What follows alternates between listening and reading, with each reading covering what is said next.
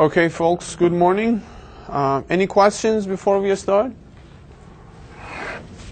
Okay, looks like everything is very, very clear. Okay, so what we have done so far, as long as this chapter 6 is concerned, we covered the buck boost and buck boost topologies operating under continuous conduction mode. And today we are going to discuss the buck and boost converters operating under discontinuous conduction mode. And all of this material is going to be included in your quiz for next week on Tuesday. So the material for the quiz for next week on Tuesday is the 3 classic converters of buck boost and buck boost operating under continuous and discontinuous conduction modes. So what we did last time is we started the discussion on buck under DCM, and the reason that we call it DCM is if you look at the inductor current waveform over here, you are going to realize that the inductor current rises from 0, which is the minimum value in this case, then falls back to 0 before the period is over. So if this is the end of my period, before the period is over, your current has returned back to 0. So that introduces kind of a third mode in the system. There is a mode in which the inductor current is rising. There is a mode during which the inductor current is falling. And then there is a mode that the inductor current is remaining at 0. So this last mode is more like a new mode to us. Similar to before, this is happening when the energizing process of the inductor is happening when we have turned the switch on, and we have already labeled this to be the duty cycle times period.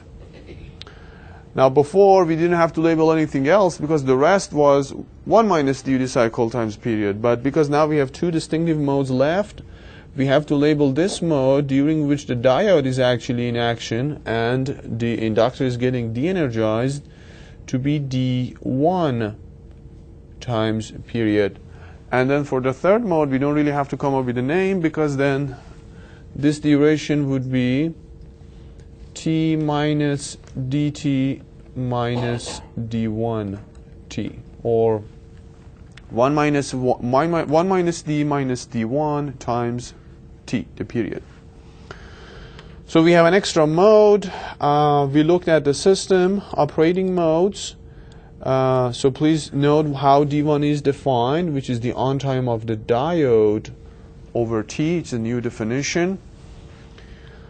And we looked at the first mode, we looked at the second mode, and what we were able to find was that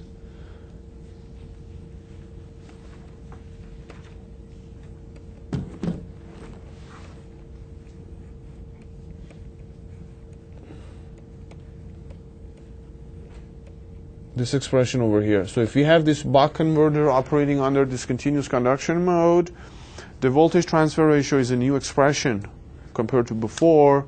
It's D over D plus D1. If you compare it with this one that we had before, they are a little bit different.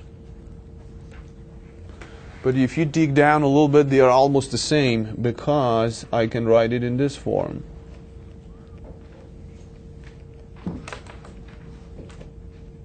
All right, and then all of a sudden they are basically the same. So basically the voltage transfer ratio of the buck converter, regardless of its DCM or CCM operation, is D over D plus the duration of time for the conduction of the diode, something like that. All right, so for this equation, we pretty much have everything that we want. Like D is an independent parameter. It's okay to have D appearing in our equations. But D1 is not an independent parameter, and we have to basically get rid of it. So this is what we are going to do today. And by the way, if you don't remember how we found this equation, there are 2 ways of doing that. One of them is look at Imax, how Imax is described in the first mode and how Imax is described in the second mode. And by the way, by Imax, I mean this much. and then compare them against each other, then you find that equation. Or you can look at the voltage drop across the inductor in the first mode and the second mode, and during the third mode there is no voltage drop across the inductor because everything is off, because the current of the inductor is 0. And then make sure the average value of the voltage drop across your inductor is 0. Then you are going to get the same equation of d over d plus d1. All right. In order to get rid of this d1, what we can do is we can make a relationship between the inductor current, and to be more specific, the average value of the inductor current and the value of the load that we have on the output side. So if you look at the structure of the topology, if I just focus on the output half of the topology, which is this buck topology,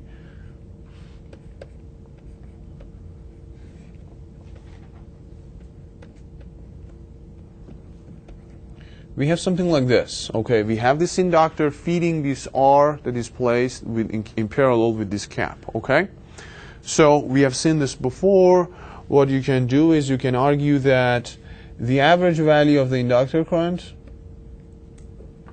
is the same as the load current, which is output voltage in DC terms over R. All right. So we are making a little bit of an approximation over here, and that is we are assuming that our entire output voltage is DC, which is a very fair, good assumption. And technically we are arguing that on average the capacitor current is 0. Okay, we have done this many times before. All right. So you can see all of a sudden I have a relationship that relates the average value of my inductor current with the output characteristics of the voltage and the load resistance. So focusing on the waveform of the inductor current,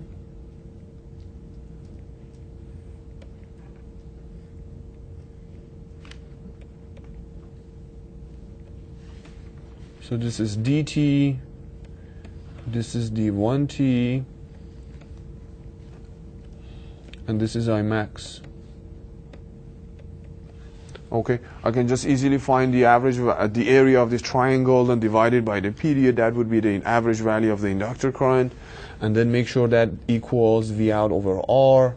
Then you're basically in business. So looking at this figure, you can say, okay, on average, the inductor current is the area of this triangle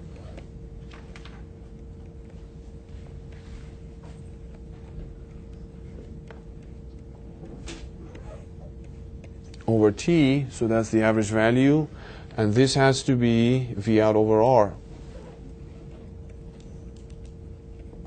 Okay, so you have something like this.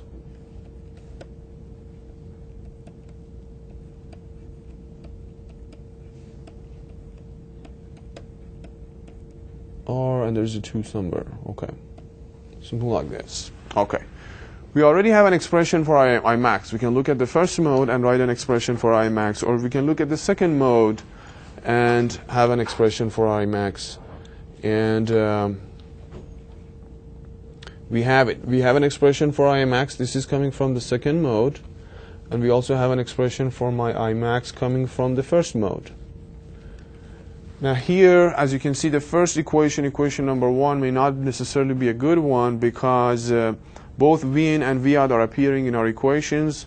The second one is a little simpler because we only have V out appearing in our equation. So probably it's not a bad idea to use the second equation. And by the way, I should switch to these new notes instead of continuing on the old notes. Let me see if I can copy them here, which is usually a big challenge.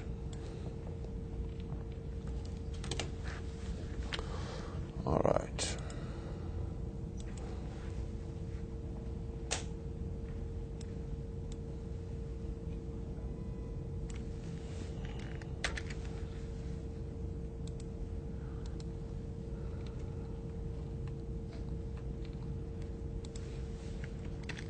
All right, success. Okay, so looking at this equation, you can see the things that we already know what they are and the things that we want to get rid of. For instance, D is okay to have here. D1 is what we are trying to find. The only parameter that looks a little bit unusual is Imax. And looking at equation number 2, you can argue that I max was V out over L times D1T, if I'm not, let me see what it was. Okay, I max here. V out over L times D1T.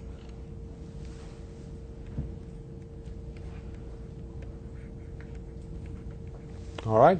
So if I combine these two equations, this is, by the way, labeled to be equation number 4. And if I combine 2 and 4 to eliminate I max, I will end up with this.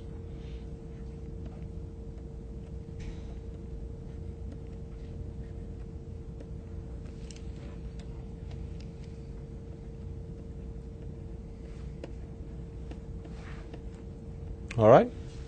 All of a sudden have an equation in a second order form, quadratic form, and D1 that I was trying to find could be described in terms of D, which is a good parameter, L is a constant, R is a constant, or determined by the power stage, and also T, which is the switching period. So if I solve this, it would look like, hold on, it's too early to talk about that, so let's talk about D1 first.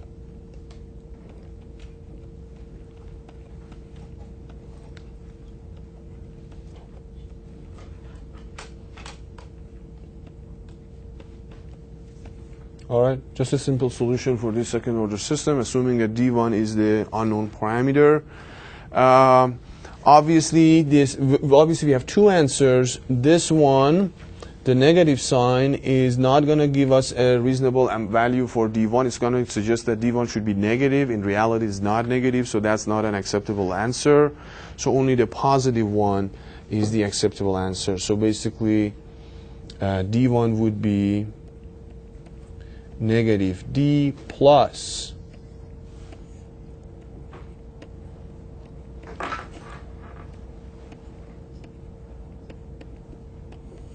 divided by 2.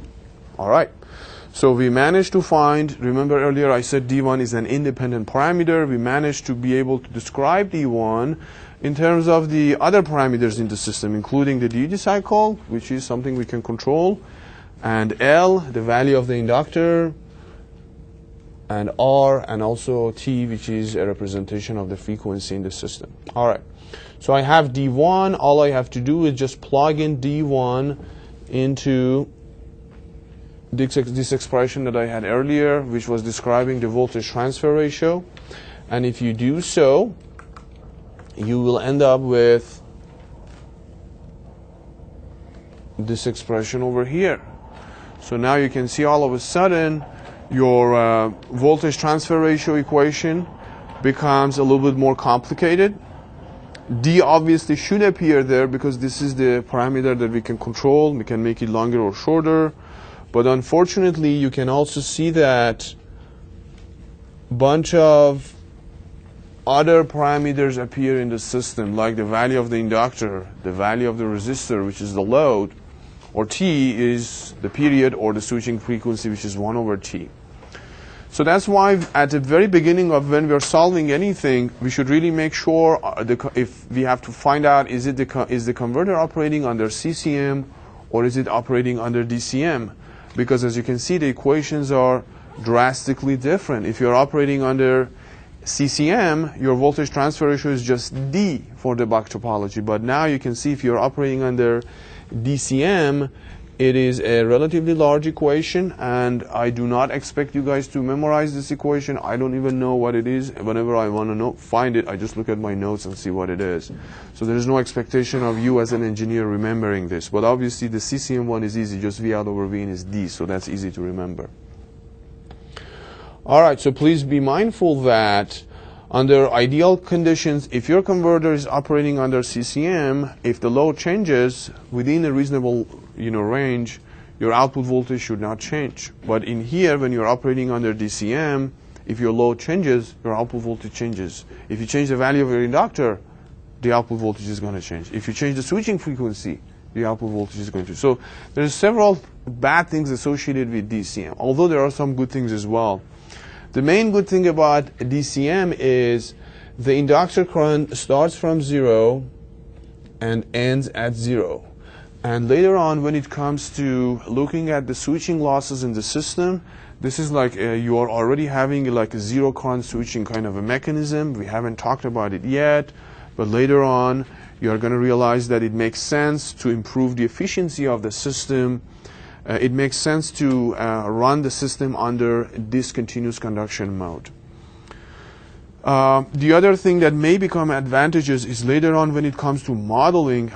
Finding a model for this converter is very, a dynamic model. It's a little bit complicated, but as it turns out, the dynamic model of the converter operating on DCM is a little bit easier. It's a little bit easier to control it. All right. Now, how do we determine if the converter is operating under CCM or DCM? We go back to that L equation that we had. If the inductor value is greater than 1 minus D times R times twice the frequency, then we are in CCM. So this is how you can check. Or find the minimum value of the inductor current and see if it is positive or not. And also if L is smaller than,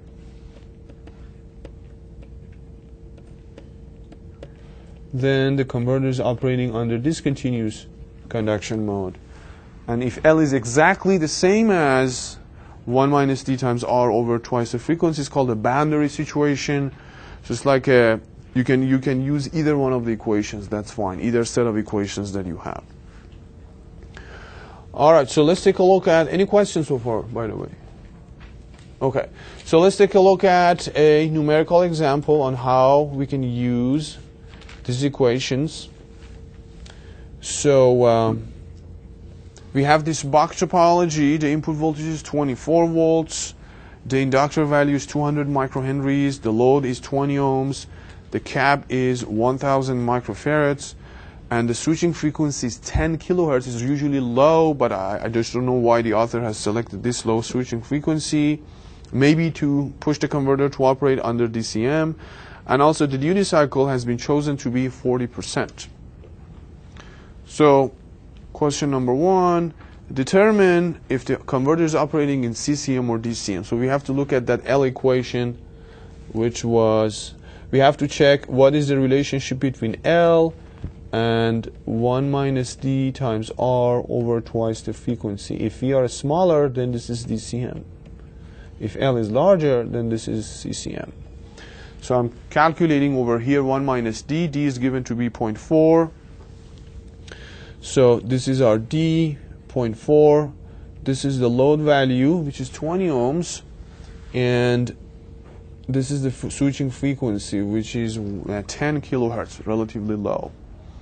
So for the converter to be operating under CCM, the inductor should be larger than 600 microfarads.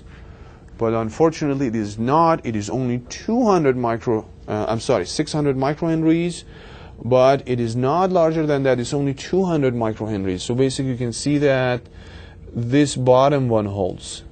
The inductor is smaller than what it is supposed to be. Therefore, we are operating under DCM, discontinuous conduction mode.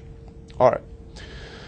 So sometimes, if you want to make it tricky, you don't even ask this part. It's expected from you guys to always check before using an equation, because we have different sets of equations for CCM versus DCM.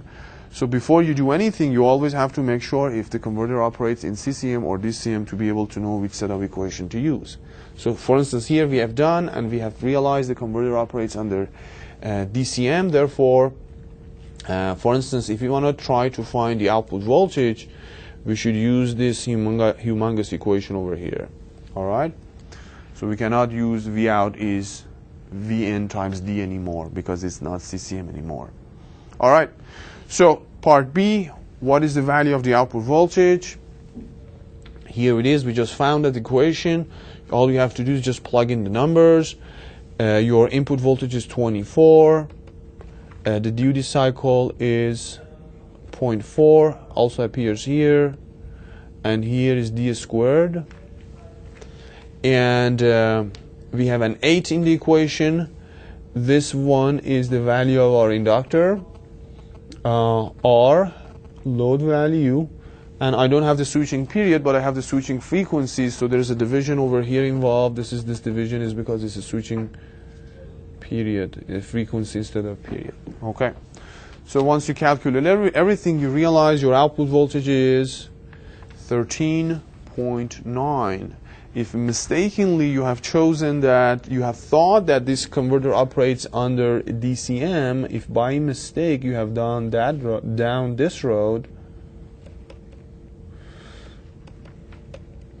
you should have said, oh, it's operating under CCM without even checking. Then you would say, okay, V out is V in times D, so it would be 24 times 0.4.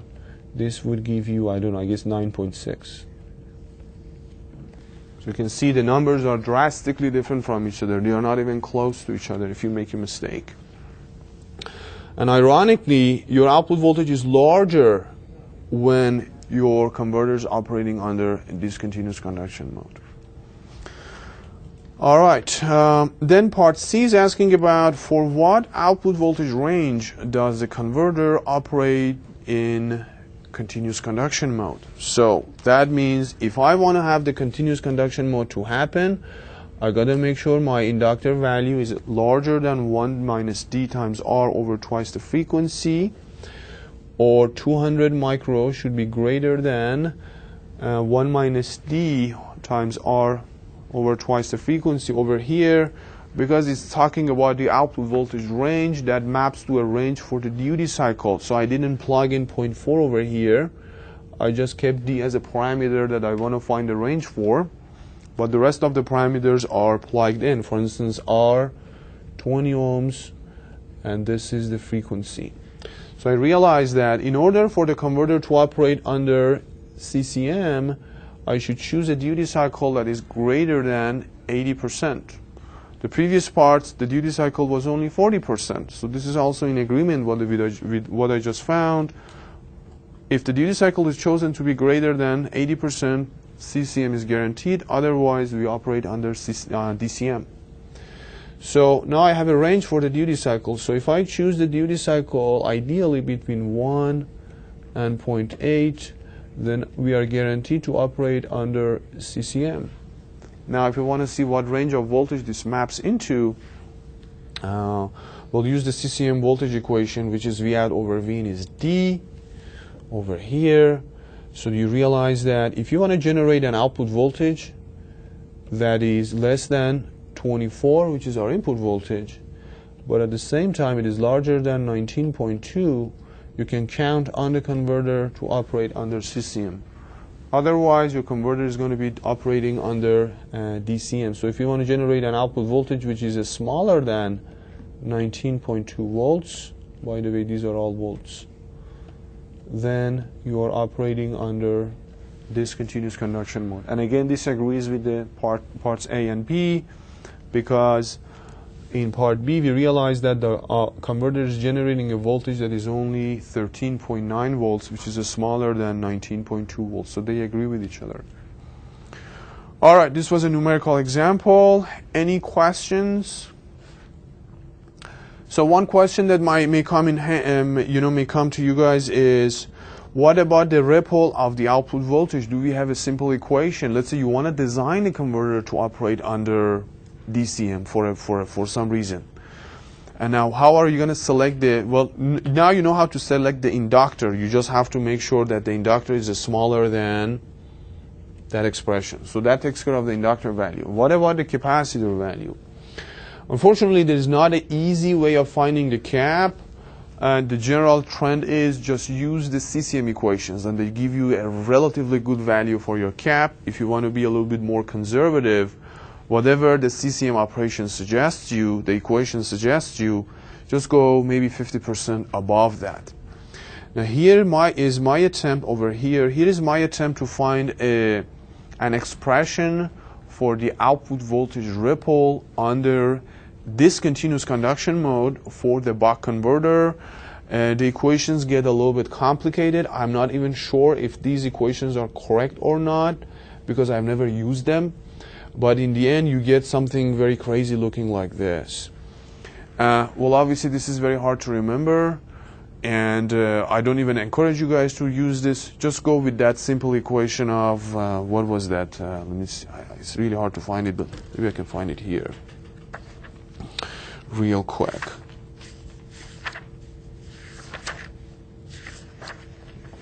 Yeah, the equation that we had for Buck under CCM for the output cap was delta V out over V out was 1 minus D over 8 times L times C times frequency squared. So you just use that equation. That gives you almost the right value. All right, so this was all about the Buck converter operating under DCM. I think I forgot to, bring these kind of waveforms to your attention. So we already talked about the waveform for the inductor current. Oops.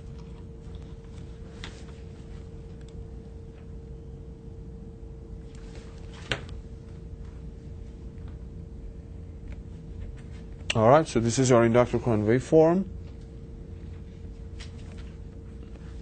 All right, and the inductor voltage waveform. In mode 1, we are applying a positive voltage across the inductor, similar to the buck converter under CCM, which is Vin minus V out. In mode 2, we are applying a negative voltage across the inductor, and that's the negative of our output voltage. And in mode 3, we are not really applying anything across the inductor, because if you look, in this mode, both the switch and diode are off. So this is our switch that is off. This is our diode that is off.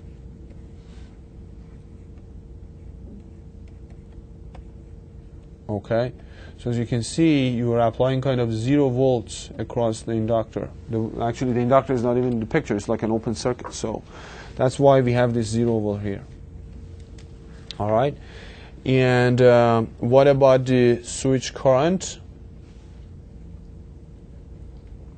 Okay, in case we really have a switch over here and we have this diode over here. All right. The switch current is following the inductor current in the first mode, then it's 0 in modes 2 and 3. So it is behaving like this. All right, something like that. So you can see the switch turns on at 0 current, but turns off at I max. What about the diode current? Current of the diode, again, you can argue that the current of the diode is the same as the current of the inductor in the second mode. Otherwise, the diode is off and the current is 0. So in the first mode, we have 0. In the second mode, we have a kind of a triangle here, and then again comes back to 0. And this is the end of the period, and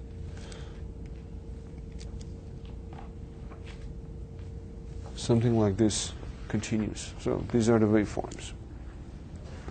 Then we know I don't have any equations here. What is the RMS value of these things? And then later you can actually find them. All right. So these were the very major waveforms for the buck converter operating under DCM.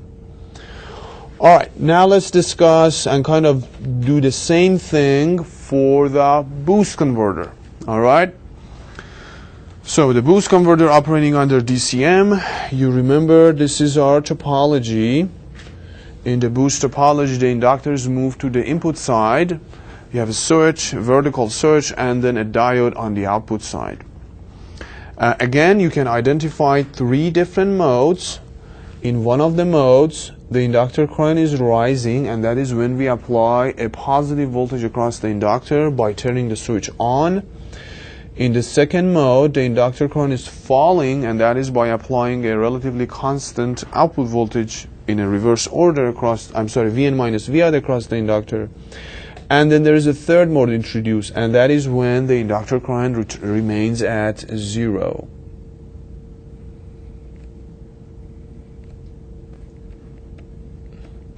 All right, so something like this. So in the first mode, the inductor is energized, getting energized. In the second mode, it's getting de-energized. And in the third mode, nothing is really happening to the inductor. If you look at the voltage drop across the inductor, first mode positive, second mode negative, and third mode nothing. Okay?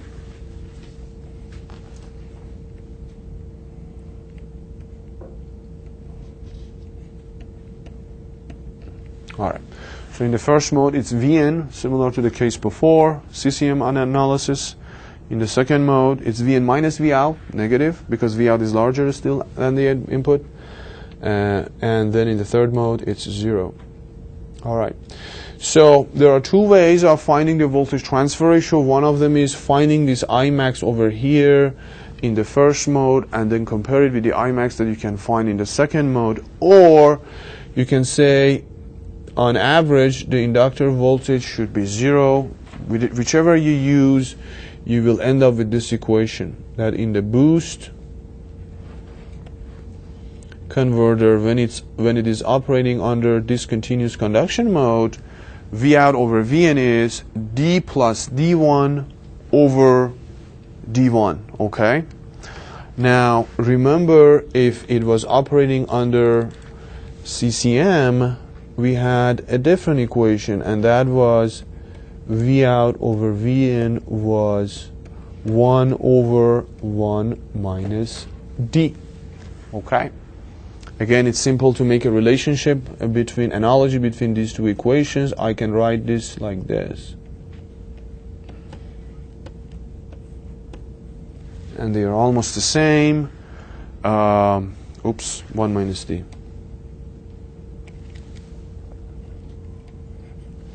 Obviously, when the converter was operating under CCM, we only had two modes. We could just label one to be dt, and the other one was T minus dt. So we didn't have to come up with a name such as D1, but as it turns out, there could be a D1 defined, and that D1 is 1 minus D. So if you do such an analogy, you can see actually the equations are quite similar to each other. All right. Again, we have a problem here, and that is V out over Vn is described in terms of D1, and we don't really have an expression for D1 yet. D appears there, no problem there, because D is an independent parameter, and we would like it actually to appear. So we are labeling this equation to be equation number 2, and then later we are going to work to find an expression for D1 in terms of the rest of independent parameters in the system, such as input voltage, output voltage, inductor value, load value, switching frequency, those kind of things. So that's what we are doing over here. And in order to do so, again, I have to find a relationship between the current that is feeding that RC tank with the load current, which is V out over R. In order to do so, please remember that this is our topology. So now we have this diode that is feeding our RC tank. So I can actually now write this equation of, on average, the diode current is V out over R, okay? Previously, for the buck, it was on average, the inductor current is V out over R. All right? So it's very simple. All I have to do is to find the waveform of the diode current, find its average value, and then make sure that is equal to V out over R. That gives me an equation to get rid of D1. All right. So what does the current look like for the diode? Well, obviously, in the first mode, the diode is off, no current. In the third mode, the diode is also off, no current. In the second mode, the diode is on, and the inductor current and the diode current are the same. All right, so it's something like this.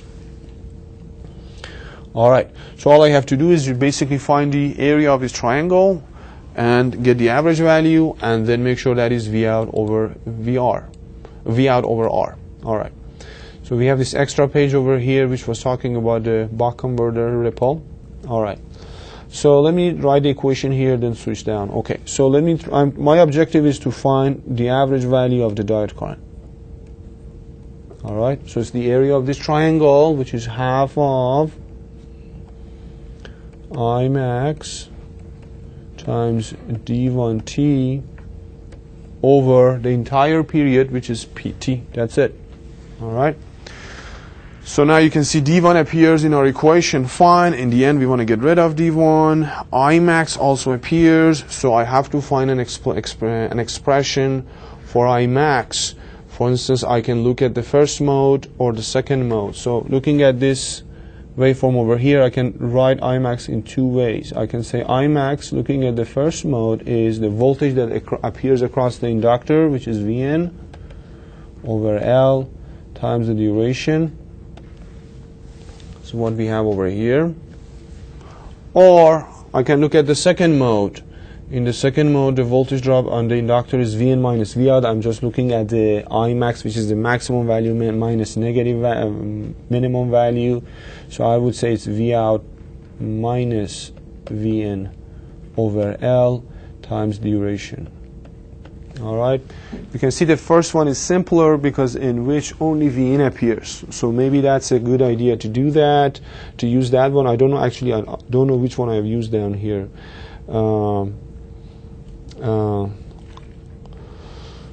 Or maybe I haven't used, okay. Yeah, we have used, actually I'm using this one all of a sudden. All right. So let's continue with that. I can plug in this Imax over here and the Imax that I found up here, like this one, or maybe this one. I can use each one or either one of them and plug them here for Imax and find a relationship. Or I've done it differently down here. Let's take a look. All right, so I just did this. This is the area of this triangle, which is half of its height times its base over the entire period. So this has to be the load current, which is the output current, the output voltage over the load resistance. So here I can actually, I'm doing things a little bit differently. I can find Imax, which is twice the output voltage over R over D1. Okay? And I already have this equation found out. All right? Which is V out over Vin is 1, D1 plus D over D1. And this equation is the conclusion of comparing this with the Imax that I had earlier, and that was from the first mode, Vn over L times D times T. Okay? Or you could use the other one. Anyway, so this equation comes over here. Still, we are not done yet, because on one side of this equation I have V out appearing, on the other side I have V in appearing. So it's always good to have only one of them, not both. And that's how can you do that? You always use the voltage transfer ratio to get rid of one and replace it with the other. So that's what we are doing. For instance, here I'm getting rid of Vn. So I'm writing like Vn is V out over 1 plus D over D1, something like that. So if you just do all these manipulations, you will end up with an expression like this, okay? And this, as it turns out, directly gives you V out over V, and actually you don't really have to eliminate any of them. And again, it's a second order equation, a quadratic equation, gives you two solutions, only one of them is acceptable. And that is V out over Vn is half of 1 plus the square root of 1 plus 2 times d squared times the load value times the switching frequency over the inductor. As you can see, again, the equation is very complex for DCM versus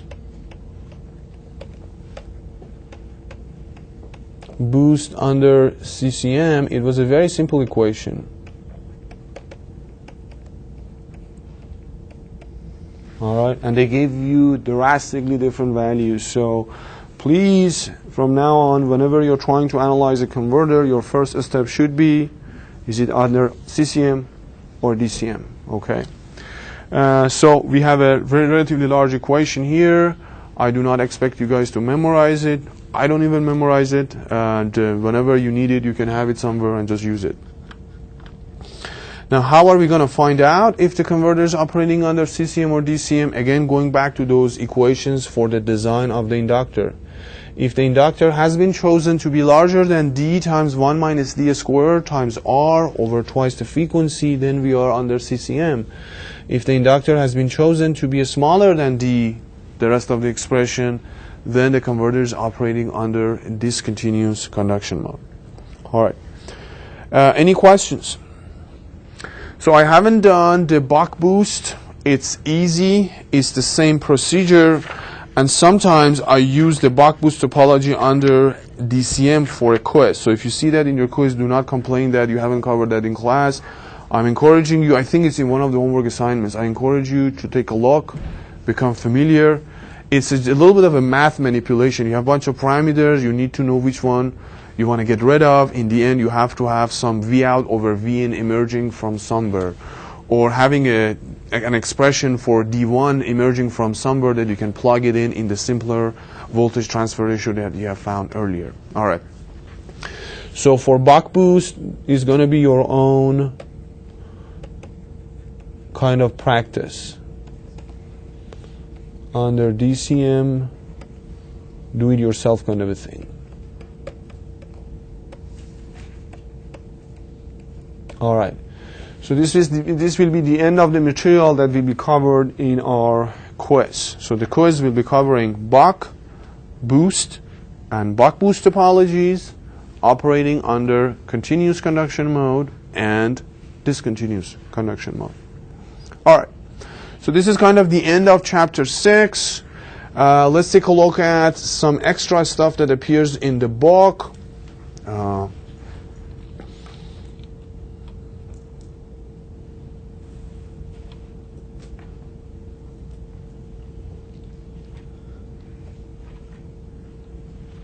Okay, let me see. So this is the voltage transfer ratio of the, if you want to plot it, of the buck converter where we have duty cycle as a parameter here, and this is our output voltage as the Y parameter. And for the particular case of this topology, duty cycles of greater than 0.8, kind of like the numerical example that we had. You can count on continuous conduction mode, so you can see it's almost like a straight line. Because here you can just say V out over V in is just D, so it gives you a very straight line. Below that, this is DCM. You can see it's a little bit kind of a curvy kind of a thing. Okay, so that's actually how it looks like if you plot it. Then the book goes on for the boost converter and again gives you something like this. For boost, we don't really have a straight line. This is basically following the trend of 1 over 1 minus D. As you get closer to D equals to 1, it goes to infinity, ideally. And for discontinuous, it is actually something like that. And sometimes, as it turns out, somewhere around here, you come back to continuous.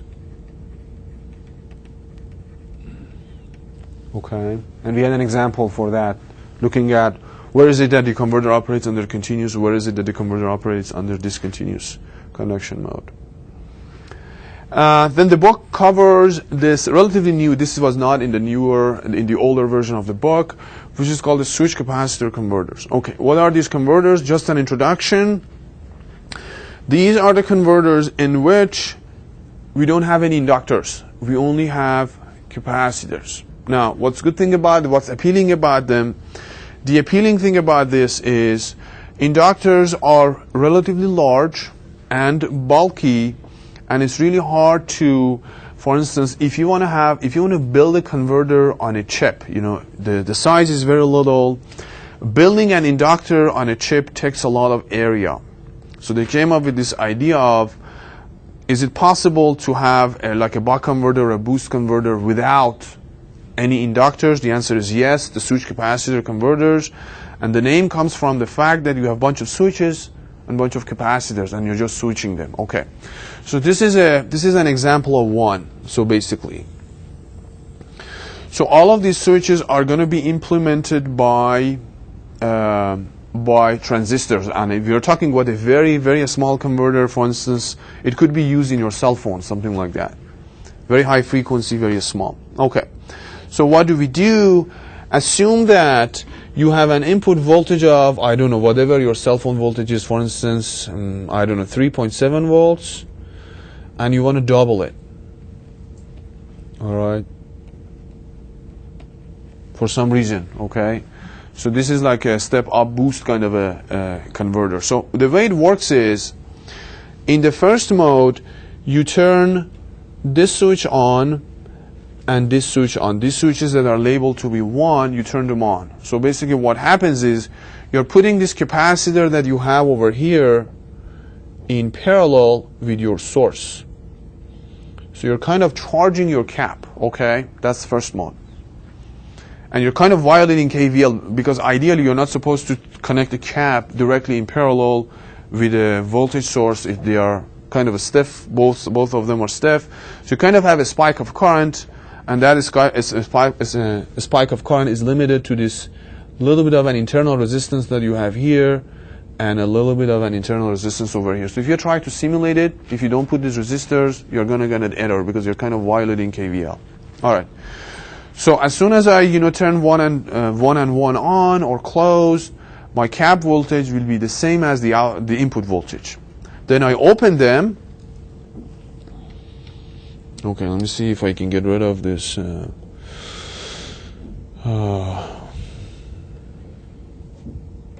Okay, now I can open them and then turn 2 and 2 on. So now if you look at this loop,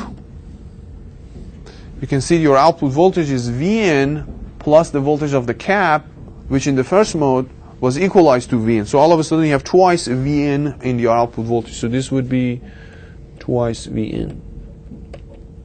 Okay. So you can actually double your voltage.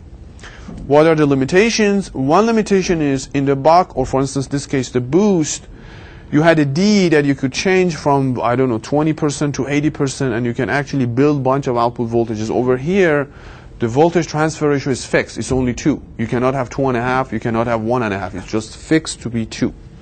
Although you can put a bunch of these guys cascaded with each other and create, for instance, a voltage of 4, a voltage transfer ratio of 4.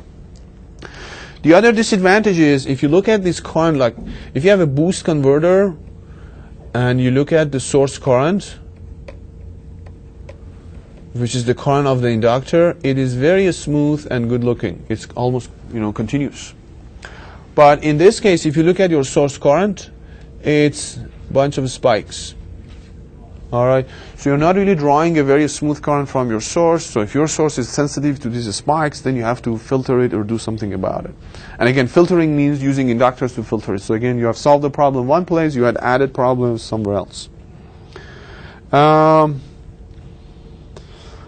This is another example of actually a circuit implementation of the one that we had before. So basically here, as you can see, switches, this switch over here actually turns out to be, you only need a diode over here, and this is this diode over here. So you turn this one and this one on, and then you charge the cap and then put the cap in series with the source, so you double your voltage source. And this, for instance, this one actually is a kind of an extension of that. It gives you, it's like a ladder structure. You can just stack them on top of each other. This one gives you an output voltage which is 3 times the input voltage. Again, the voltage transfer ratio is fixed.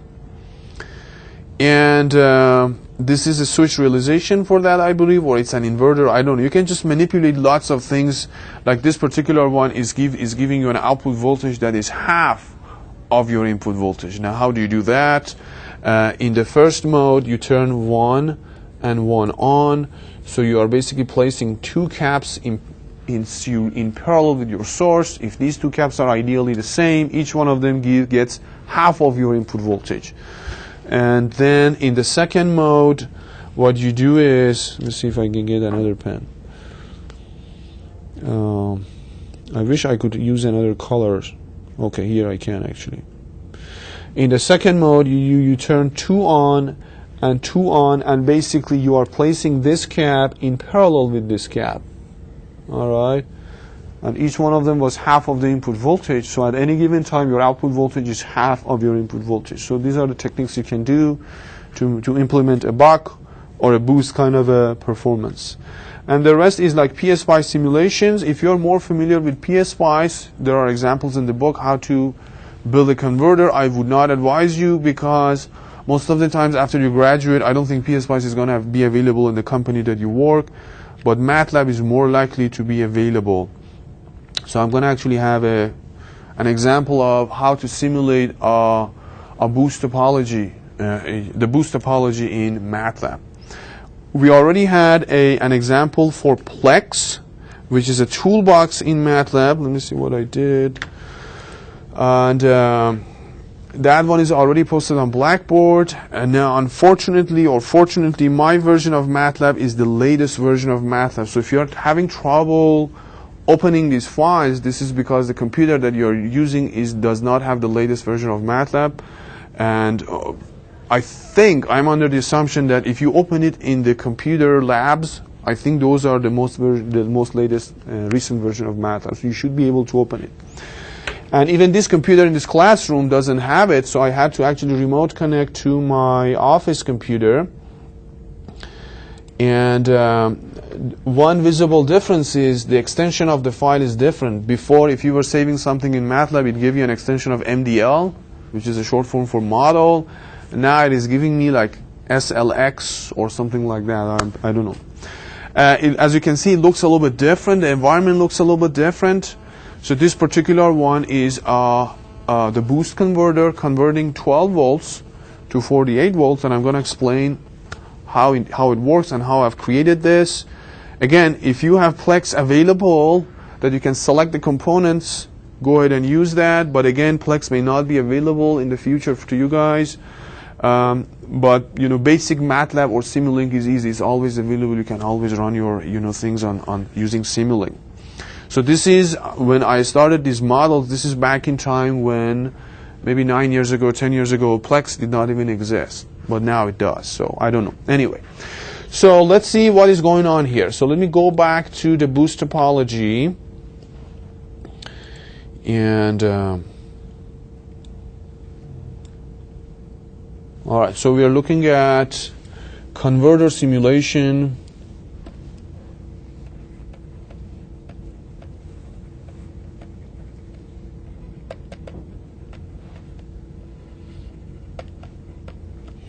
Using Simulink.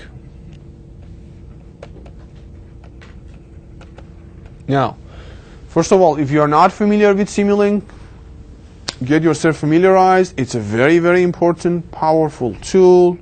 And believe it or not, as an electrical engineer, you will definitely going to use it in the future. So technically, Simulink is you have some math operation going on. You can, instead of programming those math operations in a program like a C language, you can just create a block diagram, which is easier and more visual, and then solve those equations. And that's what we are doing here. So the example that I have is for the boost converter, which is a little bit more difficult than the buck. That's why I'm using the boost. The buck one is already available on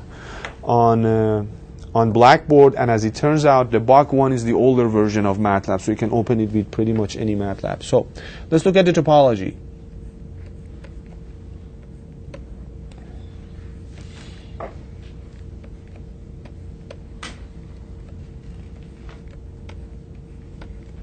All right, so this is our topology. All right. So for instance, Simulink has a block which is like an integrator for you, or a block that can take derivatives. But I would advise you never use the derivation blocks in MATLAB. Always use the integration block. So I know two very simple, one very simple or two basic equations, for one for the inductor, one for the cap, and that is, if you give me the voltage of a capacitor of an inductor, I can first of all look at the initial value of that and then integrate the voltage that you have provided to me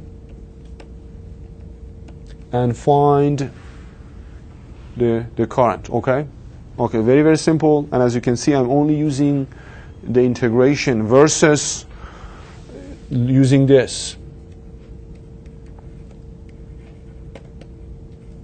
Okay, try not to use, never ever for the rest of your life, try not to use derivation, because it's always, you will have a convergency problem. Okay, always use integration because it looks at the past value, not the future values. Okay, and I do the same thing, I have almost a similar equation for the cap, and that is, if you give me the current of the cap, I can look at the initial value of the voltage of the cap and then integrate that current that was provided to me and find its voltage. Okay, very simple math equation. I can implement that in any environment, including Simulink. Okay, so if I have these two equations in mind, and again, please remember, never ever use this one when it comes to computer programming and computer simulations. So when I have these two equations in mind, all I have to do is just look at the particular topology that I'm studying, for instance, in this case, the boost converter, and see how I can find VL. As soon as I find VL, if I just integrate that, I have IL. Then I can use it for the rest of the system. Okay. So let's say I'm trying to find VL. Okay. It's easy. You can argue VL is Vn minus this voltage. If you just look at this loop, or the voltage across the switch. Okay, so if you look at this loop, you can easily say, okay, VL is Vn minus this voltage. I just call it Vx, for instance. All right. I have Vn, no big deal. I can just plug it in as a constant DC source, but I don't have Vx. But if you look, Vx is 0 when the switch is on, and it is V out when the switch is off. Okay, so I have this knowledge about Vx, so I can write it in this form.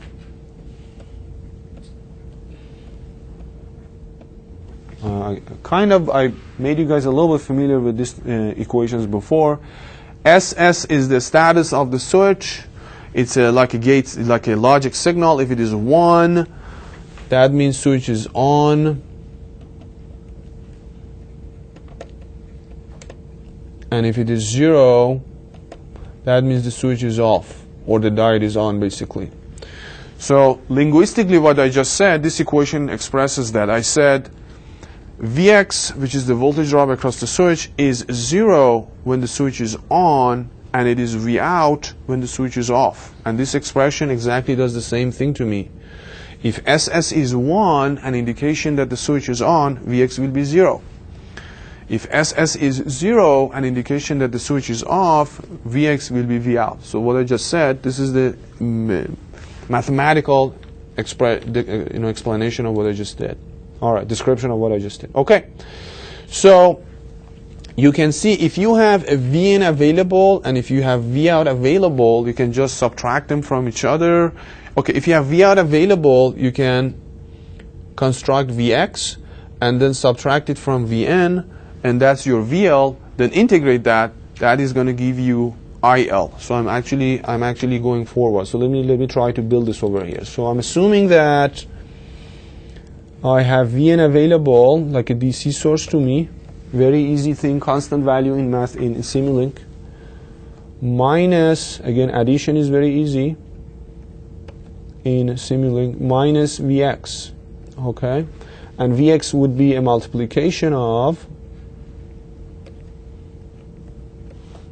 V out times 1 minus SS. Okay? And SS is an independent signal that I'm applying. It's like an input to the system which is determining the duty cycle, basically. It's like a gate command that in a real converter you would do that. So this is basically VL, and then I have to divide it by L. Again, division is very easy in MATLAB. L is a constant value. And then that gives me, if I integrate that, again, this block is available in Simulink. This gives me IL. All right, so very easy. Okay. So far, I've just assumed that I have V out, but later on I have to find V out and basically feed it back over here. All right? All right, so this was pretty much what we could do for the inductor. Now let's do the same thing for the cap. So somehow I know that somehow I've been able to construct this inductor current. All right? Now ultimately I want this cap current. All right, so let's take a look at that.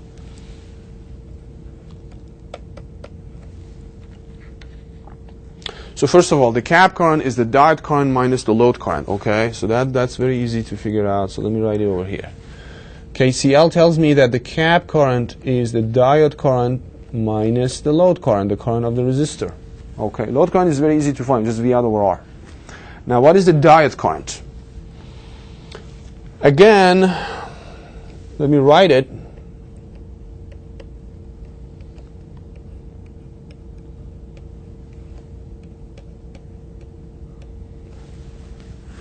And then linguistically talk about it. Okay. The diode current is the same as the inductor current when the switch is off or the diode is on. Otherwise, it's zero. Okay. What I just said is this equation. When the switch is on or the status SS is 1, the gate this logic signal, I get 1 minus 1, which is 0 times IL, so ID is 0. And when the switch is off or SS is 0, I get 1 minus 0, 1 times IL, I get IL. So that's very easy. Okay. And I have IL. Here is my IL.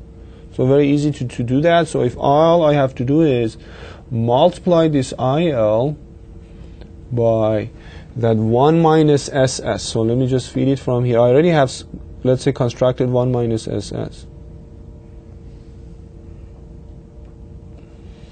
All right. So this is ID. All right. Then I subtract IR from it. So there's a subtraction going on here. So this would be IR. And then divide that by the value of the cap. And then, oops. So there is a division going on here. This is the cap value, which is a constant block in Simulink. And then integrate that.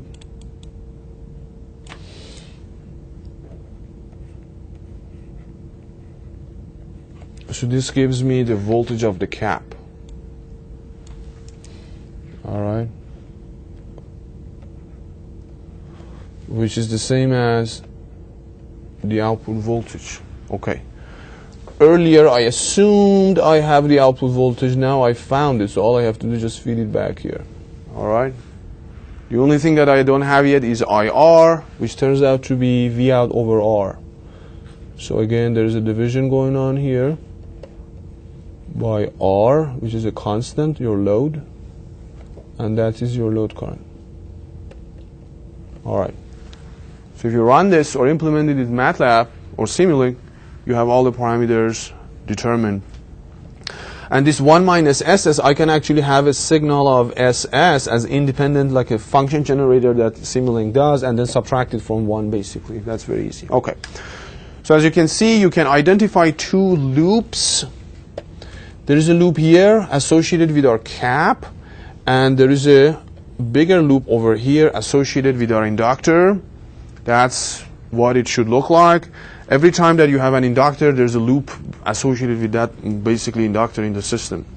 And there are 2 integration blocks. One is representing my inductor, the other one is representing my cap. And again, that is what you would expect. All right. So if you have this block in mind, there it is, the exact same block. I just implement it. So as you can see, I have an independent signal source, function generator kind of a thing, which is my switch status of the switch. If you click on it, the amplitude is 1, representing that the switch, when it is on, it gives me 1. And you don't even have to determine 0. It's jumping between 1 and 0. The period is 1 over 100,000. Please pay attention, the unit is seconds, so I have to represent my frequency in hertz, so 100,000 hertz. The pulse width is, which is my duty cycle, is 75%. Pay attention to this percentage sign over here, so you shouldn't put 0.75, you should represent it in percentage. Very, very important. And you can introduce some phase delay that we don't care, so we don't introduce anything. So this is the status of the switch. This is 1 minus the status of the switch, and I used it twice. I multiplied it once by V out to get Vx, and another time I multiplied by IL to get ID. And then I have a loop over here calculating the output voltage, and a little loop over here to calculate the inductor current. Okay? So this is the inductor value. Unfortunately, I have done this after integration. Mathematically doesn't matter, but you should do it before. So I'm going to correct this before I post it on Blackboard. So this division by L should happen before. And this integration block also has a limiting factor. I'm limiting my inductor current to go to 0, doesn't go to negative value. Under steady state conditions, it doesn't matter. Under transient conditions, it may actually matter. So more realistically, your inductor can never get negative. So I'm actually creating that limitation over here. All right. What is this block doing over here? It's doing nothing, basically. That's why it is in gray. I just added over here to get a very small kind of a time step in my system. Although you can actually change your time step using these maximum step size or minimum step size, things like that. I usually tend not to mess with these parameters and use just a very high frequency source over here, do some dummy math over here. So the MATLAB is actually trying to sync versus this. My switching frequency is 100 kilohertz, but over here I'm actually doing 1000 kilohertz or 1 megahertz to just make this simulation a little finer. All right, let's run it. Just push this and you run it, and I have an oscilloscope. And I can look at the signals. The input voltage was 12 volts. The output voltage is, the duty cycle is 75%, so I expect my output voltage to be 48. So let's take a look. So the bottom trace is the output voltage, and as you can see, it is around 48. Noticeable things, when you start the system, it goes through some sort of a transient that we don't care in this class, and then gets to the steady state. So make sure you run the simulation long enough that you have reached the steady state. You know, if you just run it for a very short period of time, your final value that simulation is giving you is not really your steady state value. All right. So let's zoom in on the, and as you can see, the inductor current is always positive, so I'm guaranteed to work under continuous conduction mode. And if you zoom in, you can see that like Imax is about 9.8, Imin is 9.4. That's an indication that your inductor is very large. There's not a lot of ripple in the inductor current. If I zoom in the output voltage, you can see it's hovering around 48. That's what I expected. Another indication that the converter is operating under continuous conduction mode. And on the time axis, if I zoom in, I can actually see the waveforms that I'm familiar with. Inductor current ramps up, ramps down. So this thing is actually one period. And the ripple that you see for the output voltage does not look very realistic. Let me see if I can make it more realistic. I should actually ask MATLAB to calculate more time stamps for me. So I have to increase this number. Obviously, the simulation is going to get very slow, but you're going to get a more accurate, see, it's still at 0%. 1%, so it's really, really slow. So let me just make it just a little bit faster. All right, so let me just make it, instead of making it 100 times slower, let's make it 10 times slower. Okay, a little bit better. And if you look at as you can see, the simulation is going on. And if you look at, hopefully when the simulation is over, I guess we have reached the steady state, so I can stop the simulation. If you, the results are the same. I was just trying to get a more realistic ripple for my output voltage. So let me just zoom in. As you can see, oops, no. That's the bad thing about MATLAB. These cursors are really awful. I thought I stopped it. Oh, okay, good point. All right, so let's zoom in.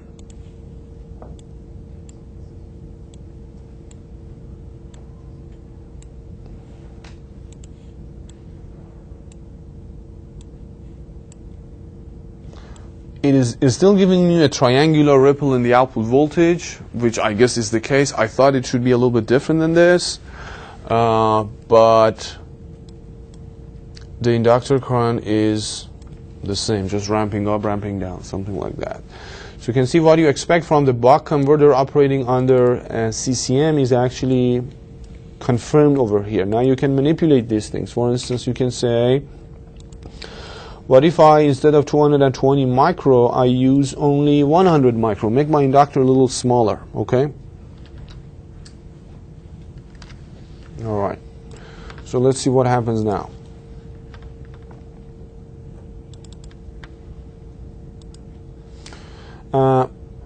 You can see your ripple in the inductor current has increased a little bit. Not to the extent that I was expecting it to increase. So now it's actually changing from 9 kind of to 10 amperes. If you keep making your inductor smaller, this ripple is going to grow. So if I make it half, or let's make it 4 times smaller, 25 micro.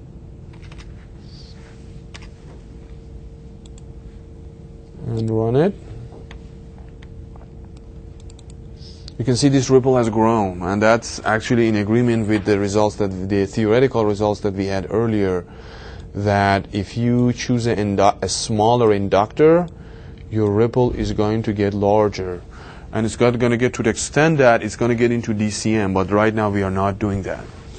Or you can argue, okay, what's going to happen? What if I choose a smaller capacitor? So like, for instance, instead of 100 micro, use 10 micro.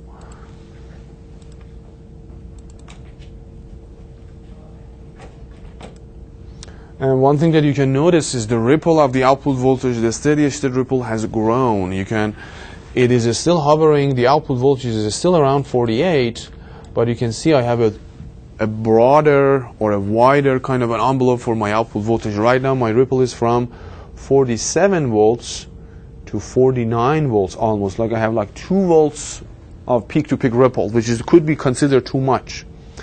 So, but the other thing that you can notice that is that transient that we had at the beginning has become shorter. So your converter settles faster, which is good, but at the same time the steady state ripple is larger. So there's always this trade-off in designing a converter. Do you want to have a faster settling time or transient time, or a smaller peak-to-peak ripple? So that's the compromise. I would say this is too much of a ripple, so we have to make the cap a little bit larger.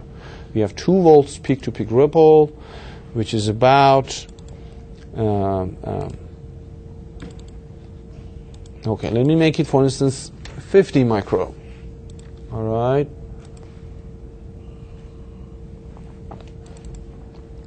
And you can see it's got better. All of a sudden, it was 2 volts. Now it's only like 0.4 volts. So it got 5 times smaller because I made my capacitor 5 times larger. The other thing that you can do is you can mess around with the value of your load. At lighter loads, you would expect your converter to go to continuous conduction mode. So if I make this load heavier, consuming more power, for instance 5 ohms, you can see the inductor current is actually out of range. If I reset it, the inductor current is now around, on average, about 38 amps. Okay. Now, if I make the load larger or lighter, was it 200 before?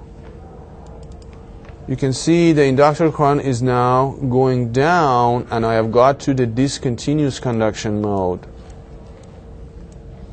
Okay, you can see there is a little bit of a third mode, appearing here. You can see the inductor current is 0 sometimes. So this is a discontinuous conduction mode. And as you can see, my output voltage is not 48 anymore. It's something else. It's determined by that crazy looking equation now. So it's not 48, it's something else. So be careful when you're simulating things. And the reason that it is staying at 0, not getting negative, is because I've actually introduced this lower limit for the inductor current. So be careful with that. If I don't, unfortunately, the inductor current is going to get negative, which is not realistic. You can see the inductor current is, getting negative sometimes. But amazingly, this is negative sometimes, which is not realistic. But amazingly, your output voltage is again back to 48. So if you're really using a diode in the system, you should make sure the inductor current cannot get negative. Okay, so I'm going to fix this, post it on Blackboard. If you cannot open it, the reason is you are not using the latest version of MATLAB. And if I can save it with an older version, I will do so in case you are interested. And Plex, there is already a buck example for Plex on MATLAB, so you can actually use that. So I'll see you guys next time on Thursday, and we are going to start talking about isolated DC to DC converters.